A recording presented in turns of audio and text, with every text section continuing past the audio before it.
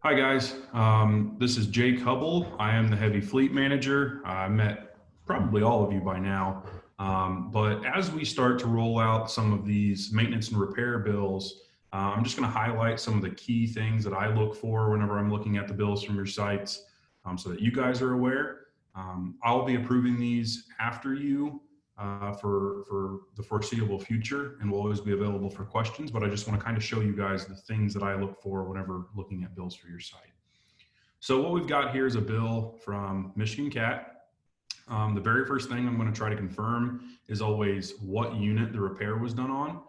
This looks like truck 745 0930. The two things I'll always call you guys on, starting with, is, hey, did this repair happen with this truck or this unit? That'll be the first thing. The second thing, and probably the most important, is you're going to need to look at the amount of labor on the bill. I call you guys on this probably more than anything, and that's just making sure that Terry, the service tech, as you can see here, actually did work 1.5 hours replacing the sensor on this truck. Labor can get extremely expensive. As you can see here, field labor is $145 an hour. We want to make sure that whatever the mechanic entered into the invoice is actually what they worked on site. You can also deny a bill or let me know that there's a problem with it if you think the mechanic was just kind of moping around site and went and had lunch still on the clock and wasn't working the whole time. That's something you can deny a bill for, and we can get hours back for. That's completely acceptable. So it's just a way for checks and balances to make sure the dealers are working as efficiently as we try to. The next thing we're going to look at is just parts.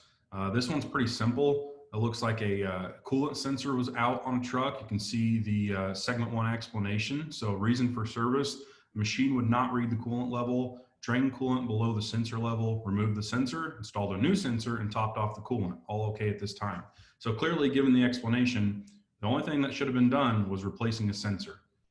That should be the only part involved. It was the only part involved, so we should be good with this bill.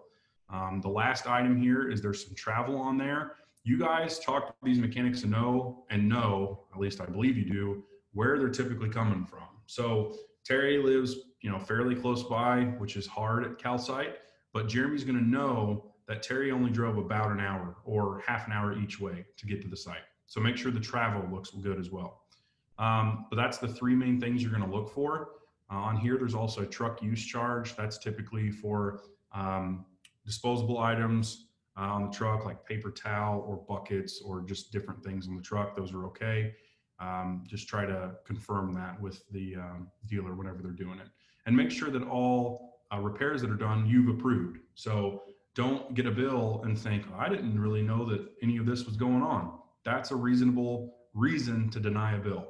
You should always be approving the repairs that are happening on site or calling me to get approval for them if you don't feel comfortable, which is always okay. So the other last thing we're really going to do here is I'm going to show you how to approve this bill. I know that the sensor got replaced. Jeremy at CalSite let me know when it was happening. We know it was on this correct truck. So to approve this bill, I'm just going to go up here to the top and click approve. And there you go. Now for you guys, what's going to happen here is that approval list here, it's going to go to the next person. So likely that'll be me. You've just reviewed the bill, you've approved it, and it'll come to me now and I'll approve it, just making sure that the reasoning's correct and that everything's looking the way it should.